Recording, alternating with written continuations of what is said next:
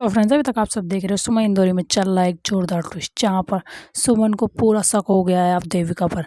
और देविका से वो सच निकलवाएगी खुद उसके मुंह से ही कि उसी ने मारा है उसके भाई ऋषि को। और वहीं पर अखिल ने जो उसकी बहन भूमि के साथ किया है, उसे चीटिंग करवा के पकड़वा के निकलवा दिया है कॉलेज से। वहीं पर भूमि का भी इंसाफ दिलवाएगी अब सुमन। और करती कुछ ऐसा है कि जब अखिल ड्रिंक करके बहुत ज़्यादा घर पर आता है, तो घर में सभी लोग उसे देखकर बहुत ज़्यादा गुस्सा करने लगते हैं और घिन करने लगते हैं, क्योंकि वो वॉमिटिंग करने लग जाता है।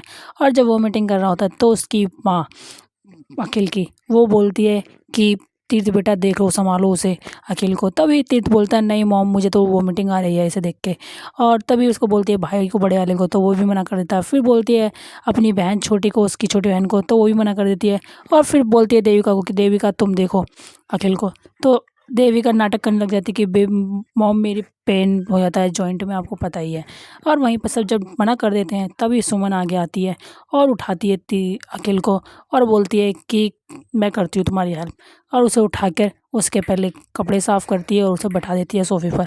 और वहीं पर उसकी वो मीटिंग जो उसने की थी वो भी साफ़ कर देती है। ये सब चीज़ें देखकर पूरी फैमिली शॉक हो जाती है कि जो लड़की इस पूरी फैमिली से इतना ज़्यादा गुस्सा करती है, जो जिससे सब इतना नफरत करते हैं, वो ऐसे अखिल की हेल्प कर रही है।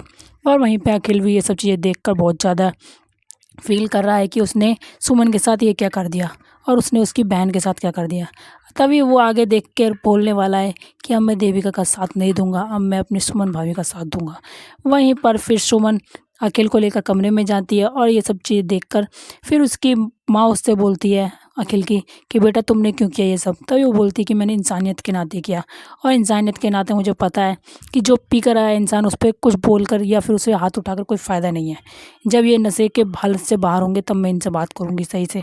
और वहीं पर जब उसे कमरे में लेकर जाती है, पहले उसे नहलाती है, फिर बोलती है तुम कपड़े चेंज कर लो, और नींबू पानी पिला देती है ताकि उसका नशा उतर जाए। और आगे देखेंगे आप सब देखोगे कि देविका का सच लाने के लिए सुमन और तीर्थ अब मिलकर काम करेंगे। और वहीं पर तीर्थ बोलने वाला है कि मैं तुम्हारे भाई ऋषि, मतलब कि तुम्हारे भाई को अपना भाई मानता था, इसलिए मैं ऋषि के खूनी को जरूर पकड़वाऊंगा, फिर बेशक वो मेरे घर का ही कोई सदस्य क्यों ना, और वो बेशक देविका भाभी क्यों ना हो। तभी सुमन को बोलता है कि मैं तुम्हारे साथ हूँ। और तभी सुमन बोलती है ठीक है।